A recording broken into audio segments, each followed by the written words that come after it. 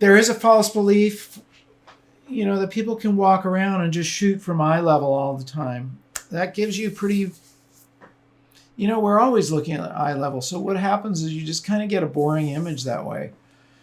I mean, of course I shoot from eye level, but try to remember there are lots of different angles, and I'll show you just a few of them right now. This is from a book, and it's not a still photography book. It's called How to Shoot a Movie Story. It's loaded with information. You can still buy it on Amazon. I really recommend it to you. Camera angles can control an audience's attention and reactions to a remarkable degree. They can emphasize what you want your audience to see and how you want them to see it. Very important, and that's true in filmmaking, and it's certainly true in film and still photography as well. So here's some examples. This was a photograph I took in the 7th grade. You can see on this side, straight up. On the right, I turned the camera. It turned out to be about 18 degrees, and it made for an interesting photograph. It's called a Dutch angle in filmmaking, which is basically turning your camera on an angle. And what it does is it can put things off balance. It can create tension. It can create not disease, but unease. It can create a feeling of, if it's really extreme, mania, terror, bewilderment. It magnifies tension. In this case, there was a lot of tension already in those chairs that were balanced, awkwardly like that. So I accentuated it by turning it on its angle. Now, if you're trying to make people feel calm and peaceful, you don't use this. But if you want to add that little element of tension, definitely use it. Hey, what's cool is try it, whatever. Turn your camera and see if it works. It's just another pixel. It's another set of pixels. You don't have to use it. This was, the Eiffel Tower. Now, when I go to a place that's been photographed a lot, I try to come away with something that doesn't look like a postcard. In this case, I have a lot of images of the Eiffel Tower that look just like a postcard. But this one, as I was angling up, and then I turned it into a black and white, which didn't look like a postcard. All sorts of different angles. High angles reduce the height of a subject and slow down motion, and it creates a superiority for the viewer. This is, we'll give you some examples of that. This is by our friend Anna Cooperberg, who I've interviewed. Now, you notice we're looking down on the puppies. It's making them appear a little bit smaller in us from our viewpoint, looking down on them. It certainly accentuates, our view, which is these are cute puppies. Now, we're not way, way, way high. If we were standing way up on a ladder, then those puppies would look really small. But we are looking down on them. And you'll see in a minute another example. Let me move myself out of the way here. Whoops, sorry. Okay. A little technical difficulty. So, or if you want to you want to show the whole scene like Bob Holmes did of these two guys eating this amazing array of food, you can get up high as he did to capture that whole image. Now, if he shot it at eye level, all you'd see was them and a bunch of spoons sticking out. You'd go, what was that? What are they eating? But he got up high.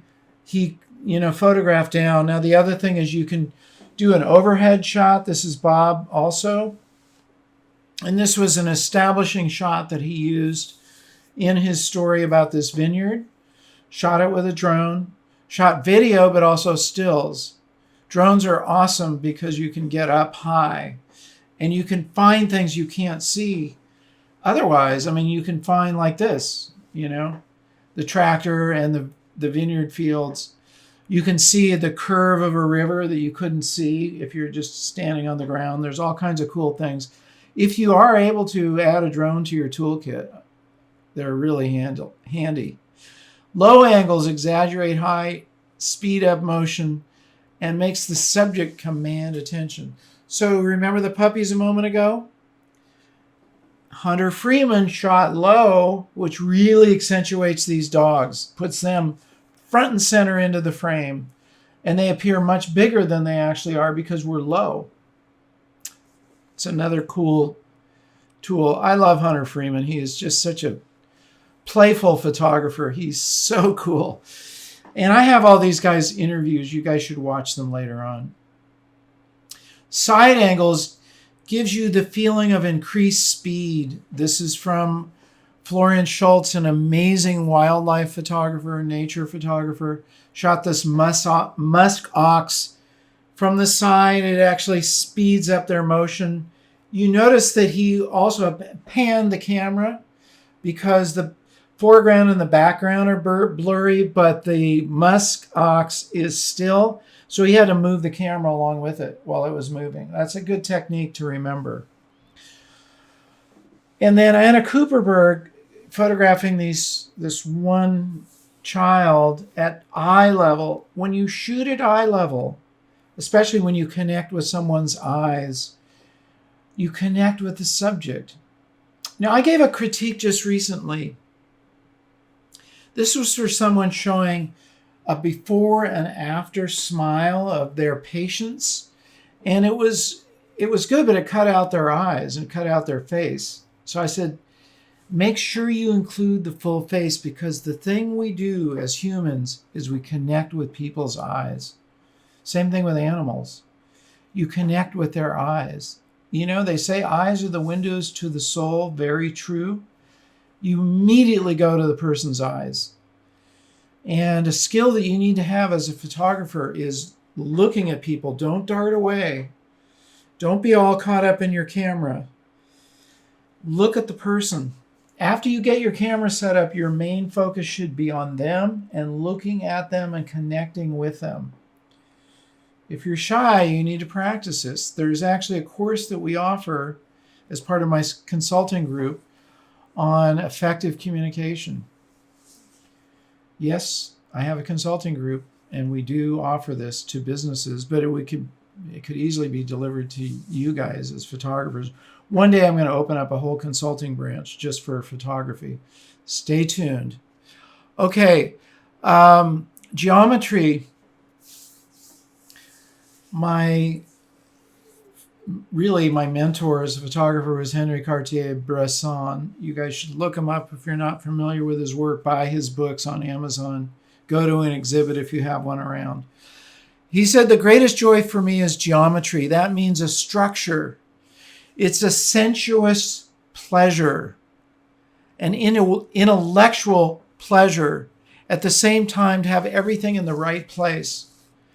It's a recognition of an order which is in front of you. It's a very cool quote, and you'll notice a lot of geometry in his photographs.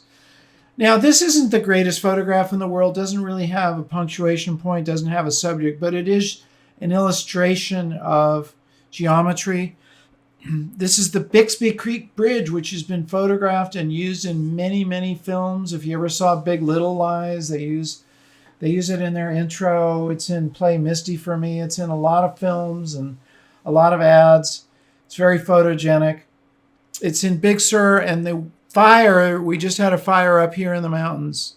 It's been put out, thankfully. Thank you, firefighters, it was about a 5 or 6 day fire. It was very scary. We hate to have these fires, but they put it out.